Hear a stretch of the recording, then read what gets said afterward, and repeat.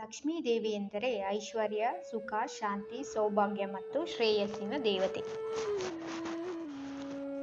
ಲಕ್ಷ್ಮೀ ದೇವಿ ವಿಷ್ಣುವಿನ ಪತ್ನಿ ಮತ್ತು ಎಲ್ಲ ರೀತಿಯ ಸಂಪತ್ತಿನ ಮೂಲ. ದೀಪಾವಳಿಯ ಸಂದರ್ಭದಲ್ಲಿ ನಾವು ಲಕ್ಷ್ಮೀ ದೇವಿಯನ್ನು ಪೂಜಿಸೋದು ಮಾನವ ಜೀವನದ ಸಂಪತ್ತಿನ, ಶ್ರೇಯಸ್ಸಿನ ಮತ್ತು ಧನಾತ್ಮಕ ಶಕ್ತಿಯ ಆಗಮನವನ್ನು ಆಹ್ವಾನಿಸೋದಕ್ಕಾಗಿ. ಲಕ್ಷ್ಮಿ ಅಂದ್ರೇ ಸಂಪತ್ತು. ಎಲ್ಲ ಸಂಪತ್ತು, ನೆಮ್ಮದಿ ನಮಗೆ ಸಿಗಲಿ ಅನ್ನೋದರ ಹಿಂದಿನ ಅರ್ಥನೇ ಲಕ್ಷ್ಮೀ ಪೂಜೆ ಮಾಡೋದರ ಬೇಡಿಕೆ.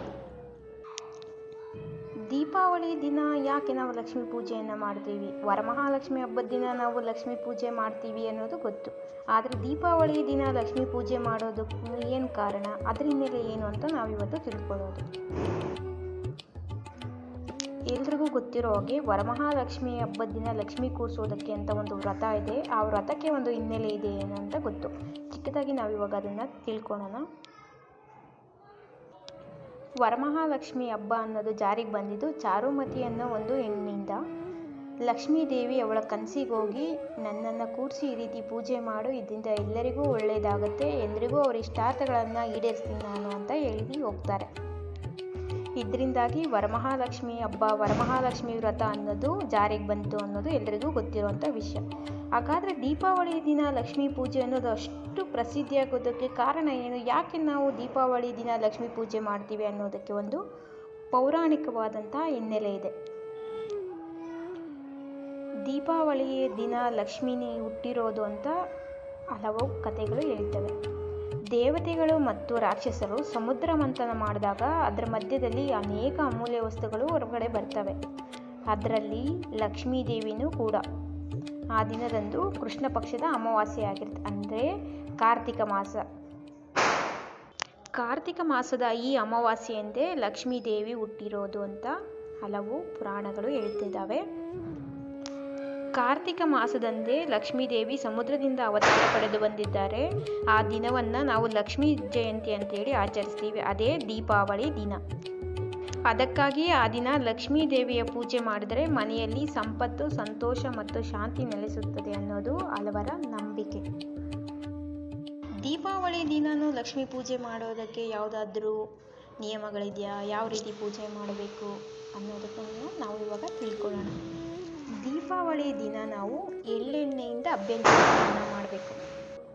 ಯುಗಾದಿ ಹಬ್ಬದಂದು ನಾವು ಹರಳೆಣ್ಣೆಯಿಂದ ಅಭ್ಯಂಜನ ಸ್ನಾನ ಮಾಡಿದ್ರೆ, ಆದರೆ ದೀಪಾವಳಿ ಅಂದ ದಿನ ನಾವು ಎಳ್ಳೆಣ್ಣೆಯಿಂದ ಅಭ್ಯಂಜನ ಸ್ನಾನ ಮಾಡಬೇಕು.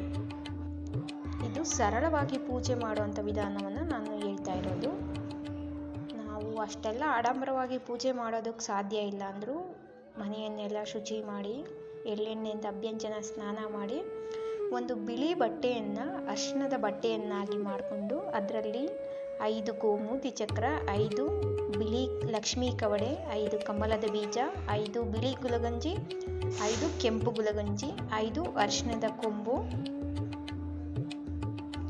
ಇದನ್ನೆಲ್ಲ ಆ ಹಳದಿ ಬಟ್ಟೆಯಲ್ಲಿ ಇಟ್ಟು ದೇವ್ರ ಮನೆಯಲ್ಲಿ ಮಹಾಲಕ್ಷ್ಮಿ ಸಹಸ್ರನಾಮ ಹೇಳುತ್ತಾ ಕುಂಕುಮಾರ್ಚನೆಯನ್ನು ಮಾಡಬೇಕು. ಕುಂಕುಮಾರ್ಚನೆ ಮಾಡಿದ್ದಂಥ ನಾವು ಕುಂಕುಮವನ್ನು ಪ್ರತಿನಿತ್ಯ ಹಣೆಗೆ ಧರಿಸಬೇಕು. ಇಟ್ಟಿರುವಂತಹ ಆ ಹಳದಿ ಬಟ್ಟೆಯಲ್ಲಿ ಇಟ್ಟಿರುವಂತಹ ವಸ್ತುಗಳನ್ನೆಲ್ಲ ಒಂದು ಧಾನ್ಯದ ಬಟ್ಟಲಿನಲ್ಲಿ, ಒಂದು ತಾಮ್ರ ತಟ್ಟೆಯಲ್ಲಿ ಧಾನ್ಯವನ್ನು ಹಾಕಿ, ಹೆಸರು ಕಾಳು ಅಥವಾ ಅಕ್ಕಿ ಇದ್ಯಾವುದನ್ನಾದರೂ ಹಾಕಿ ಅದರಲ್ಲಿ ಆ ಹಳದಿ ಬಟ್ಟೆಯಲ್ಲಿ ಇಟ್ಟಿರುವಂಥ ವಸ್ತುಗಳನ್ನೆಲ್ಲ ಇಟ್ಟು ಕುಂಕುಮಾರ್ಚನೆಯನ್ನು ಮಾಡಿ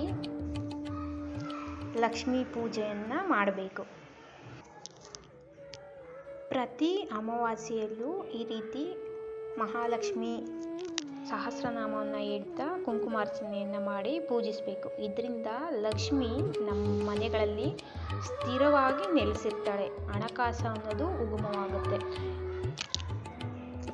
ಯಾರಿಗೆಲ್ಲ ಹಣ ಬಂದಿದ್ದು ಕೈಯಲ್ಲಿ ನಿಲ್ತಿಲ್ಲ, ಹಣಕಾಸಿನ ತೊಂದರೆ ಆಗ್ತಾಯಿದೆ, ಎಲ್ಲೂ ಹುಟ್ಟುವಳಿ ಅನ್ನೋದು ಆಗ್ತಾ ಇಲ್ಲ, ಎಲ್ಲೇ ಹೋದ್ರೂ ಇಲ್ಲ ಅನ್ನೋದೇ ಬರ್ತಾ ಇದೆ, ಹಣಕಾಸಿನ ತೊಂದರೆ ತುಂಬ ಅನುಭವಿಸ್ತಾ ಇದ್ದೀವಿ, ಆರ್ಥಿಕವಾಗಿ ಸ್ಥಿರತೆ ಇಲ್ಲ ಅಂತೆಲ್ಲ ಸಮಸ್ಯೆ ಇರೋರು ಈ ರೀತಿಯಲ್ಲಿ ತುಂಬ ಸರಳವಾಗಿ ನಾವು ಲಕ್ಷ್ಮಿಯನ್ನು ಪೂಜಿಸಬೇಕು. ಲಕ್ಷ್ಮಿ ಯಾವತ್ತೂ ಸರಳ ಪೂಜೆಗೆ ಒಲಿತಾಳೆ, ನಿಷ್ಠೆ ಭಕ್ತಿಗೆ ಒಲಿತಾಳೆ ಹೊರತು ಆಡಂಬರದ ಪೂಜೆಗಲ್ಲ.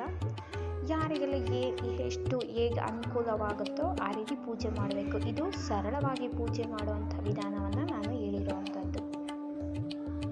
ಲಕ್ಷ್ಮೀ ದೇವಿ ದೇವಿ ಕೃಪೆಯಿಂದ ಜೀವನದಲ್ಲಿ ಐಶ್ವರ್ಯ ಮತ್ತು ಸಂತೋಷ ಅನ್ನೋದು ನೆಲೆಗೊಳ್ಳಿ ಅನ್ನೋದೇ ಈ ದೀಪಾವಳಿ ದಿನ ಲಕ್ಷ್ಮೀ ಪೂಜೆಯನ್ನು ಮಾಡೋದರ ಹಿನ್ನೆಲೆ.